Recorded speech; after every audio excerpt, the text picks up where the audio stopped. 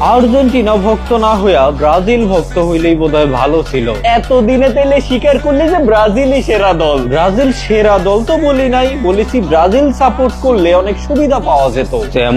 যেমন ধর গত 24 বছর ধরে কিন্তু তোদের নতুন করে জার্সি কিনতে হয় না, কিন্তু আমাদেরটা দেখ, গত বিশ্বকাপের জার্সি এই বিশ্বকাপে পড়তে পারতেছি না কারণ স্টার একটা বেড়ে গেছে।